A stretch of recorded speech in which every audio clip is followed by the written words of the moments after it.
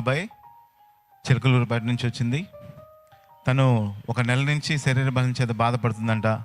గడిచిన శుక్రవారం దిన తాను ఉపవాసం ఉండి జరిగిన ఉపవాస ప్రార్థనలో దైవజనులు ప్రార్థన చేసినప్పుడు తను కూడా ప్రార్థన చేసిందంట. ప్రార్థన ఆలకించిన దేవుడు నెల రోజు ఉన్న తన శరీర బంధం నుంచి విడిపించాడు, నన్ను సంపూర్ణంగా స్వస్థపరిచాడని చెప్పి సహోదరి సాక్ష్యం ఇస్తుంది. ప్రార్థన ఆలకించి స్వస్థపరిచిన దేవునికి మహిమ కలుగును గాక.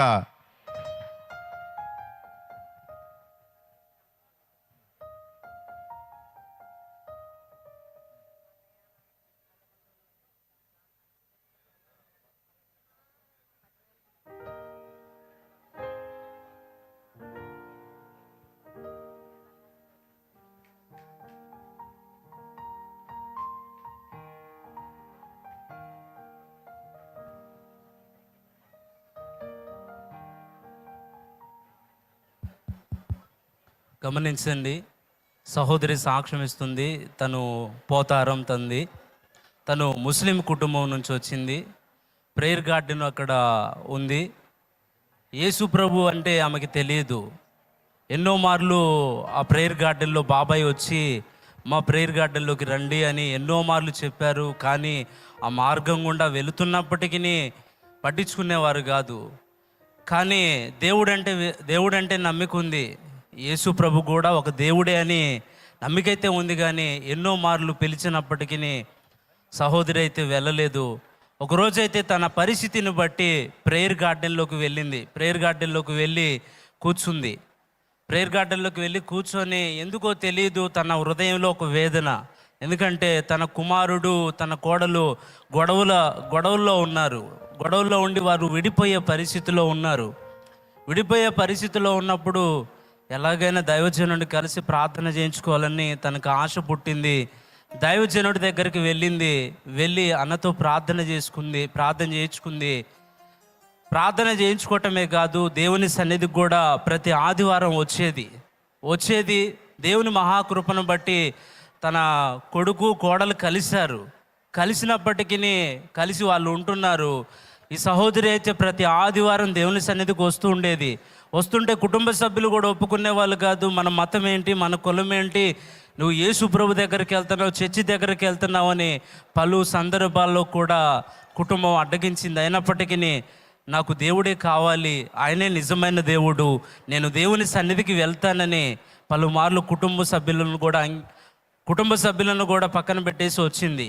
ఒకరోజు ఏం జరిగిందంటే తన కోడలకు అబార్షన్ జరిగింది. అబార్షన్ జరిగినప్పుడు ఎందుకు చర్చికి వెళ్ళావు, చర్చికి వెళ్ళటం ద్వారే కదా అబార్షన్ అయింది, నువ్వు ఎందుకు చర్చికి వెళ్ళావని వాళ్ళ తల్లిగారి మీద గొడవ పెట్టుకున్నప్పుడు, కాదయ్యా దేవుడు మరలా అనుగ్రహించగలిగిన వాడు అని ఒకరోజు దేవుని సన్నిధికి తీసుకొని వచ్చి అన్నతో ప్రార్థన చేయించుకుంది. దేవుని మహాకృపను బట్టి ఈరోజు ఒక మగ బిడ్డకు జన్మనివ్వటానికి దేవుడు కృప చూపించాడు. దేవుడు వారి పట్ల కార్యం చేసిన దేవుని నామానికి మహిమ చెల్లిద్దాం. హల్లెలూయా, హల్లెలూయా, ప్రైజ్ ది లార్డ్. ఒకసారి ఇటు చూడండి.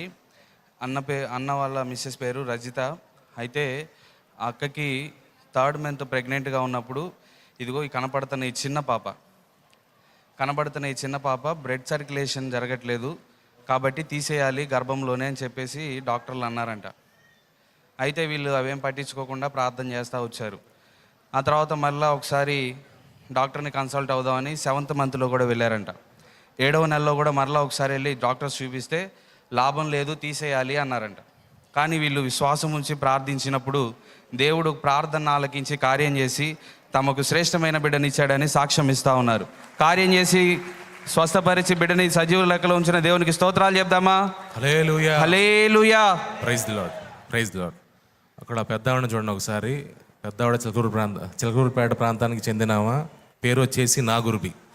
తనకి లివర్ పసికర్లు అయ్యి హాస్పిటల్కి వెళ్ళిన ఆ ఫ్యామిలీ మెంబర్స్తో చెప్పారంట, తను బ్రతకదండి, తీసుకెళ్ళండి ఇంటికి, తన పరిస్థితి బాగా ఉదిరిపోయింది కాబట్టి మేము ఎన్ని ప్రయత్నాలు చేసినా మా వాళ్ళ వద్దు, తీసుకెళ్ళని చెప్పి అన్నప్పుడు డాక్టర్ గారితో వాళ్ళ కుటుంబ సభ్యులు చెప్పారంట, మేము ప్రార్థన చేస్తామో ఈ ప్రయత్నం మీరు చేయండి అని చెప్పి వాళ్ళు ప్రార్థన చేసి మళ్ళా డాక్టర్ గారిని కలిసినప్పుడు తనకి ఎటువంటి బలహీనత లేదమ్మా, ప్రాణాపాయ స్థితి నుంచి తప్పించబడిందని చెప్పి సాక్ష్యం ఇస్తూ ఉంది. ఆ సాక్ష్యాన్ని బట్టి దేవునికి గట్టిగా చప్పట్లు కొడుతూ కృతజ్ఞతలు చెల్లిద్దాం. హల్లెలూయా. సహోదరి సాక్ష్యం ఇస్తుందండి.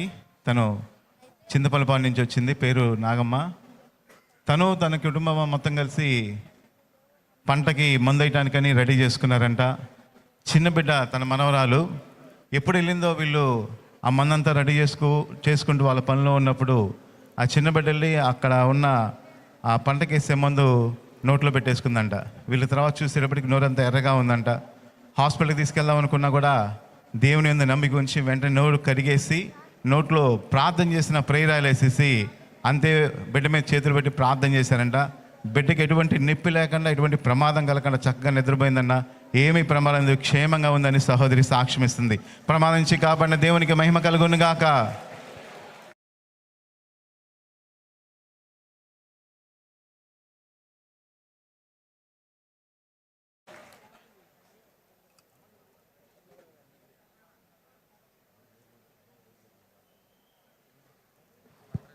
Praise the lord. సంతోష్ అనే తమ్ముడు సాక్ష్యం ఇస్తూ ఉన్నాడండి. తమ్ముడు రష్యన్ కంట్రీలో ఉజ్బెకిస్తాన్ అనే ప్రాంతంలో వర్క్ అని వెళ్ళాడు. అయితే అక్కడ తమ్ముడు వర్క్ చేస్తున్న ఆ ప్రాంతంలో భయంకరంగా మంచు పడుతూ ఉంటుంది. తమ్ముడు ఎక్కడైతే వర్క్ చేస్తున్నాడో ఆ ఫ్యాక్టరీలో మంచు అంతా కూడా రేకుల మీద పడిపోయింది. భయంకరంగా దిట్టంగా పేరుకుపోయి ఉందన్నమాట. ఆ బరువు తట్టుకోలేక రేకుల షెడ్ అంతా కూడా కుప్పకూలిపోయింది. తమ్ముడు ఎప్పుడైతే ఈ రేకుల షెడ్ కూలటానికి ఒక 5 నిమిషాల ముందు బయటకు వచ్చాడంట. తమ్ముడు ఎప్పుడైతే బయటకు వచ్చిన 5 నిమిషాలకి ఆ రేకుల షెడ్ అంతా కూలిపోయిందన్న. ఆ ప్రమాదం నుంచి దేవుడు నన్ను కాపాడాడని సాక్ష్యం ఇస్తూ ఉన్నాడు. అలాగే తమ్ముడు వాళ్ళ నాన్నగారు నిద్రించినట్టుగా దర్శనంలో చూశాడంట. దర్శనంలో చూసి ఉలికిపడి లేచి ఆ రోజు రాత్రి అంతా కూడా ప్రార్థనలో గడిపాడంట. దేవా నా తండ్రిని కాపాడు అని. అలా ప్రార్థించినప్పుడు వాళ్ళ తండ్రిని కాపాడారని కూడా తమ్ముడు సాక్ష్యం ఇస్తూ ఉన్నాడు. ఆ మరుసటి రోజు వాళ్ళ తల్లిగారు ఫోన్ చేసి రాత్రికాల సమయంలో నాన్నగారికి బాగా సీరియస్ అయిపోయిందంట. సీరియస్ అయిపోయింది, బ్రతకడు అని చెప్పేసి అన్నట్లుగా అన్నారు. కానీ ఏం జరిగిందో తెలియదు, కానీ నాన్న సజీవుల లెక్కలో ఉన్నారు, ఇప్పుడు క్షేమంగా ఉన్నారని తమ్ముడికి ఫోన్ చేసి సాక్ష్యం ఇచ్చారంట. కార్యం చేసిన దేవునికి స్తోత్రం చెప్దామా? హల్లెలూయా.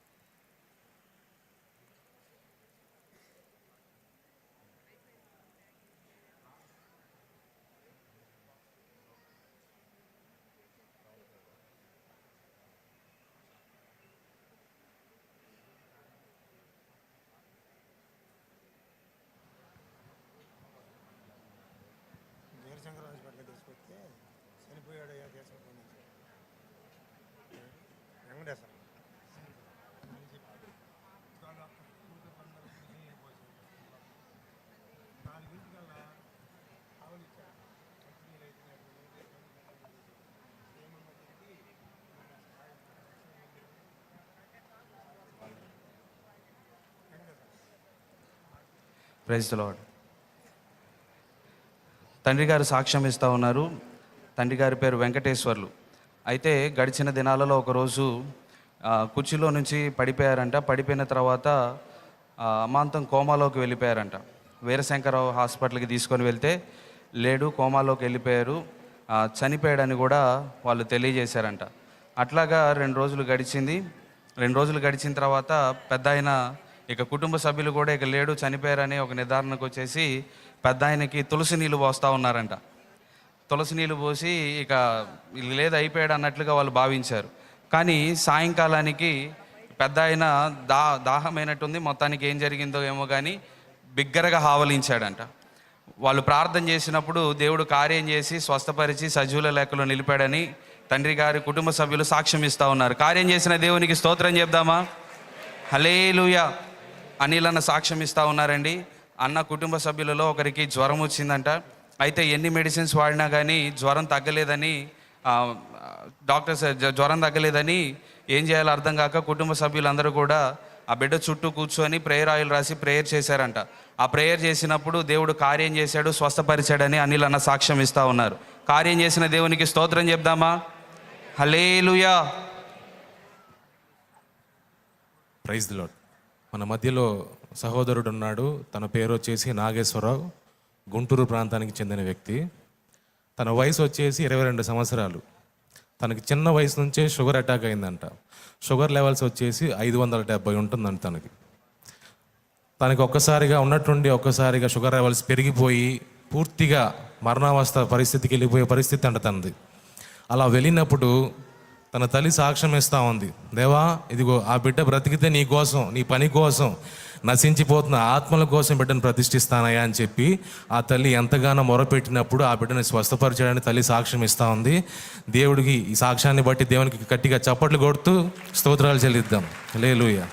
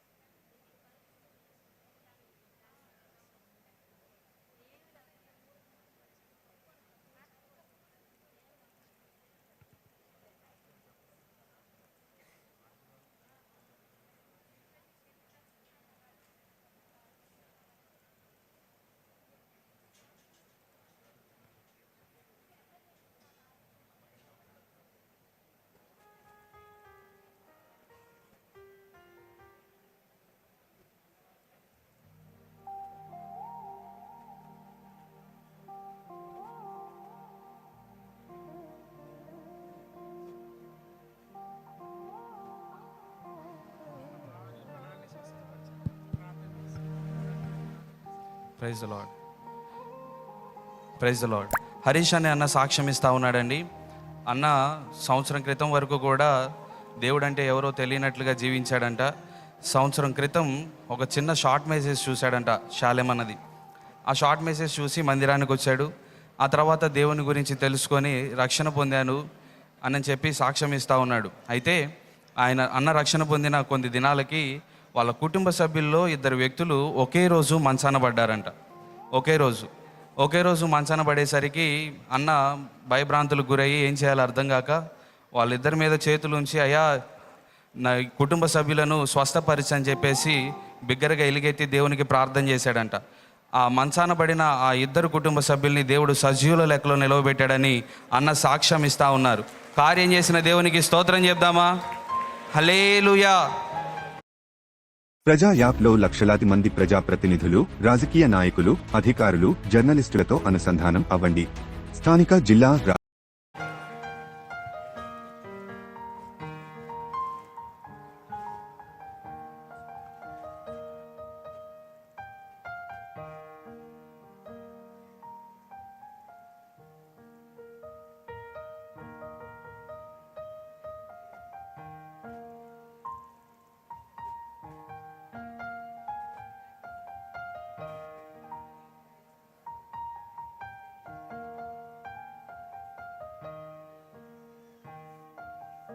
Praise the lord. మన మధ్యలో తల్లి సాక్ష్యం ఇస్తూ ఉందండి. తన కుమార్తె పేరు సుప్రియ అంట. ఉప్పలపాడు ప్రాంతానికి చెందినవారు. తన కుమార్తెకి సాఫ్ట్వేర్లో జాబ్ వచ్చిందంట. సంవత్సరానికి వచ్చేసి 12,50,000 ప్యాకేజ్. అయితే కొన్నాళ్ళు చేసిన తర్వాత వాళ్ళు ఆగిపోమ్మా, నువ్వు చేసే ప్రాజెక్ట్ అయిపోయిందని చెప్పి పంపించేశారంట. ఇదేందయ్యా, ఒక ఉద్యోగం వచ్చినట్టే వచ్చి మరలా పోయిందని చెప్పి వాళ్ళు విశ్వాసం ఉంచి ప్రార్థన చేసినప్పుడు ఆ 12,50,000 కాకుండా సంవత్సరానికి 18 లక్షలు వచ్చేటట్టుగా దేవుడు కార్యం చేశాడన్న మేము ప్రార్థన చేసినప్పుడు గొప్ప కార్యాన్ని బట్టి దేవునికి మహిమ చెల్లిస్తున్నాం అని చెప్పి సాక్ష్యం ఇస్తూ ఉంది. దేవుని గట్టిగా స్తోత్రాలు చెల్లిద్దాం. హల్లెలూయా.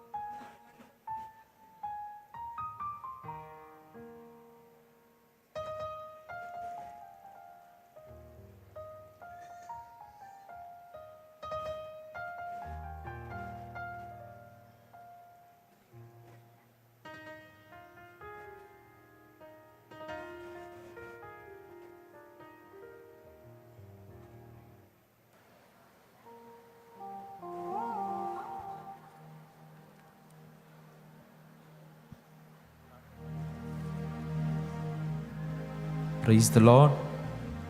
మరి అనేక మంది జీవితాల్లో కార్యాలు చేసిన దేవునికి గట్టిగా చప్పట్లు కొడుతూ ప్రభుని మహింపరుద్దాం. ప్రజలందరి జీవితాల్లో జరిగించిన కార్యాలు